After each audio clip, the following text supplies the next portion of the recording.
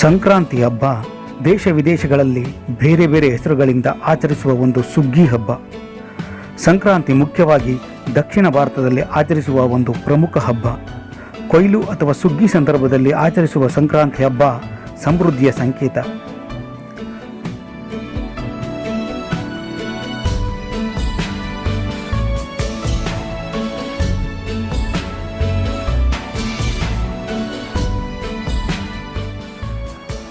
ಸಂಕ್ರಾಂತಿಯನ್ನು ಧಾರ್ಮಿಕ ತತ್ವಗಳಿಂದ ಸ್ವತಂತ್ರವಾಗಿ ಆಚರಿಸಲಾಗುತ್ತದೆಯಾದರೂ ಜ್ಯೋತಿಷ್ಯ ಶಾಸ್ತ್ರದ ತಳಹದಿಯನ್ನು ಹೊಂದಿರುವುದರಿಂದ ಮುಖ್ಯವಾಗಿ ಹಿಂದೂಗಳೇ ಹೆಚ್ಚಾಗಿ ಆಚರಿಸುತ್ತಾರೆ.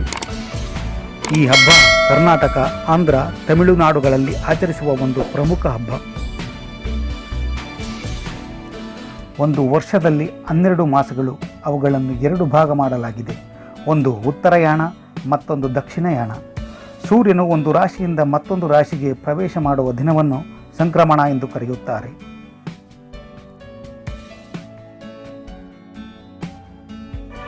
ಸೂರ್ಯನು ಒಂದು ರಾಶಿಯಲ್ಲಿ 1 ಮಾಸಗಳ ಕಾಲ ಇರುತ್ತಾನೆ.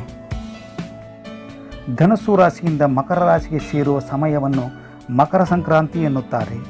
ಈ ವಿದ್ಯಮಾನ ಪ್ರತಿ ವರ್ಷ ಜನವರಿ 14 ಅಥವಾ 15ರಂದು ನಡೆಯುತ್ತದೆ.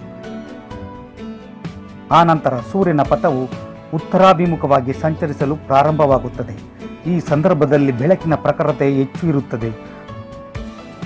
6 ತಿಂಗಳು ಕಾಲ ಉತ್ತರಾಯಣ, ಜೂನ್ 15ರ ನಂತರ ದಕ್ಷಿಣಾಯಣ ಪ್ರಾರಂಭವಾಗುತ್ತದೆ. ಕರ್ನಾಟಕದಲ್ಲಿ ಸಂಕ್ರಾಂತಿಗೆ ಸಂಬಂಧಪಟ್ಟ ಆಚರಣೆಗಳಲ್ಲಿ ಮುಖ್ಯವಾಗಿ ಕಂಡುಬರುವುದು ಎಳ್ಳು ಬೆಲ್ಲ. ಎಳ್ಳಿನ ಜೊತೆಗೆ ಸಕ್ಕರೆ ಅಚ್ಚುಗಳು, ಬೆಲ್ಲ ಮತ್ತು ಕೊಬ್ಬರಿಯನ್ನು ಸಣ್ಣ ಸಣ್ಣ ಚೂರುಗಳಾಗಿ ಕತ್ತರಿಸಿ ಅದಕ್ಕೆ ಹುರಿಗಡಲೆ, ಸಿಪ್ಪೆ ತೆಗೆದ ಕಡಲೆಕಾಯಿ ಬೀಜ, ಹುರಿದ ಎಳ್ಳು ಸೇರಿಸಿ ಎಳ್ಳು ಬೆಲ್ಲ ತಯಾರಿಸಲಾಗುತ್ತದೆ. ಆ ನಂತರ ಸುತ್ತಮುತ್ತಲ ಮನೆಗಳಿಗೆ ಬೀರುವುದು ಹಾಗೂ ಸ್ನೇಹಿತರು ಸಂಬಂಧಿಕರೊಂದಿಗೆ ಶುಭಾಶಯಗಳನ್ನು ಹಂಚುವುದು ಸಾಮಾನ್ಯವಾಗಿ ಕಂಡುಬರುವ ಸಂಕ್ರಾಂತಿ ಸಂಪ್ರದಾಯಗಳು.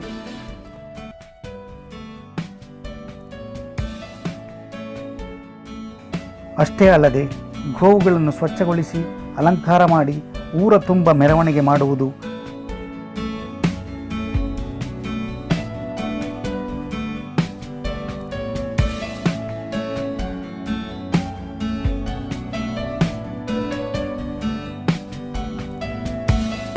ತದನಂತರ ಕಿಚ್ಚು ಹಾಯಿಸಿ ಸಂಭ್ರಮ ಪಡುವುದು. ಈ ರೀತಿ ಮಾಡುವ ಮೂಲಕ ರೈತರು ಗೋವುಗಳಿಗೆ ಕೃತಜ್ಞತೆಯನ್ನು ಸಲ್ಲಿಸುತ್ತಾರೆ.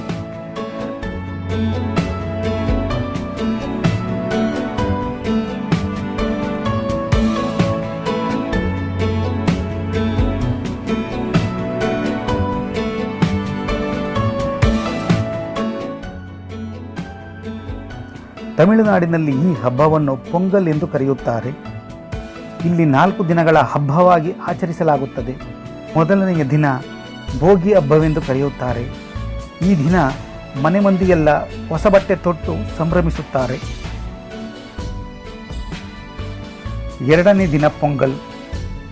ಕೆಲವು ಕಡೆ ದೇವಾಲಯಗಳಲ್ಲಿ ಅಥವಾ ಮನೆಗಳಲ್ಲಿ ಹಾಲು, ಬೆಲ್ಲ, ಅಕ್ಕಿಯನ್ನು ಪಾತ್ರೆಯಲ್ಲಿ ಕುದಿಸಿ ಮುಟ್ಟಿಸಲಾಗುತ್ತದೆ.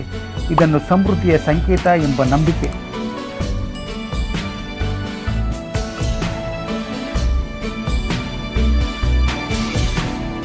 ಮೂರನೇ ದಿನ ಮುಟ್ಟು ಪೊಂಗಲ್. ಗೋವುಗಳನ್ನು ಅಲಂಕರಿಸಿ ಪೂಜಿಸುವುದು.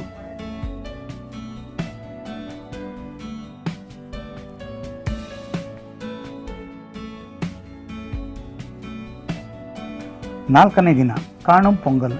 ಕೆಲವು ಕಡೆ ಗೂಳಿಗಳನ್ನು ಪಳಗಿಸುವ ಸಾಹಸಮಯ ಓಟದ ಸ್ಪರ್ಧೆ ಅಥವಾ ಜಲ್ಲಿಕಟ್ಟು ಎಂಬ ಆಟವು ನಡೆಯುತ್ತದೆ.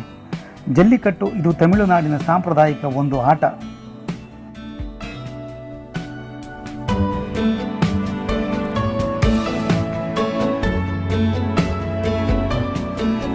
ಇನ್ನು ಈ ಹಬ್ಬವನ್ನು ವೈಜ್ಞಾನಿಕ ದೃಷ್ಟಿಕೋನದಿಂದ ನೋಡಿದಾಗ ಸಂಕ್ರಾಂತಿಯ ಸಮಯದಲ್ಲಿ ಚಳಿ ಹೆಚ್ಚು ಇರುತ್ತದೆ. ಎಳ್ಳು ಸೇವನೆಯಿಂದ ದೇಹದ ಉಷ್ಣತೆ ಹೆಚ್ಚಾಗುತ್ತದೆ, ಅಲ್ಲದೆ ಚರ್ಮದ ಕಾಂತಿಯನ್ನು ಹೆಚ್ಚಿಸುತ್ತದೆ. ಈ ಹಬ್ಬವು ಪ್ರಾಚೀನ ಕಾಲದಿಂದಲೂ ಆಚರಣೆಗೆ ಬಂದಿದೆ. ಪುರಾಣ ಮತ್ತು ಜ್ಯೋತಿಷ್ಯದ ಪ್ರಕಾರ ಉತ್ತರಾಯಣದಲ್ಲಿ ಸ್ವರ್ಗದ ಬಾಗಿಲು ತೆರೆದಿರುತ್ತದೆ ಎಂಬ ನಂಬಿಕೆ ಇದೆ. ಈ ಸಮಯದಲ್ಲಿ ಸತ್ತವರು ನೇರವಾಗಿ ಸ್ವರ್ಗಕ್ಕೆ ಹೋಗುತ್ತಾರೆ ಎಂಬ ಪ್ರತೀತಿಯೂ ಇದೆ. ಶ್ರೀಕೃಷ್ಣ ಗೀತೆಯಲ್ಲಿ ಉತ್ತರಾಯಣ ಅತಿ ಶ್ರೇಷ್ಠ ಎಂದು ಹೇಳಿರುವನು. ಭೀಷ್ಮ ಪಿತಾಮಹನು ಶರಶಯ್ಯದ ಮೇಲೆ ಮಲಗಿ ಯಮಯಾತನೆಯನ್ನು ಅನುಭವಿಸುತ್ತಿದ್ದರೂ ದಕ್ಷಿಣಯಾನದಲ್ಲಿ ತನ್ನ ದೇಹವನ್ನು ತ್ಯಜಿಸಲು ಒಪ್ಪದೆ ಉತ್ತರಾಯಣದ ಪುಣ್ಯಕಾಲದಲ್ಲಿ ಸಾವನ್ನು ಬರಮಾಡಿಕೊಳ್ಳುತ್ತಾರೆ.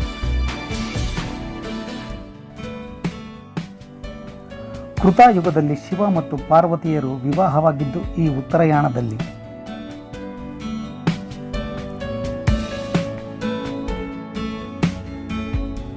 ಬ್ರಹ್ಮದೇವನು ಈ ಜಗತ್ತಿನ ಸೃಷ್ಟಿಯನ್ನು ಪ್ರಾರಂಭಿಸಿದ್ದು ಈ ಉತ್ತರಾಯಣದಲ್ಲಿ. ಇಂದ್ರನಿಗೆ ಗೌತಮ ಮುನಿಯು ಶಾಪ ವಿಮೋಚನೆ ಮಾಡಿದ್ದು, ನಾರಾಯಣನು ವರಹ ಅವತಾರದಿಂದ ಭೂದೇವಿಯನ್ನು ರಕ್ಷಿಸಿದ್ದು,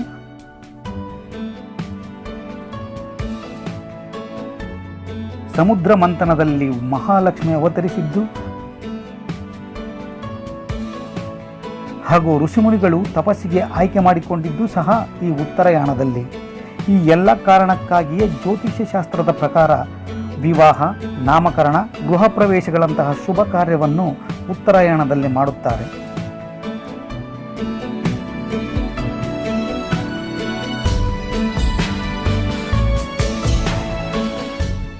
ಇದಿಷ್ಟು ಮಕರ ಸಂಕ್ರಾಂತಿಯನ್ನು ಪರಿಚಯಿಸುವ ಒಂದು ಸಣ್ಣ ಪ್ರಯತ್ನ.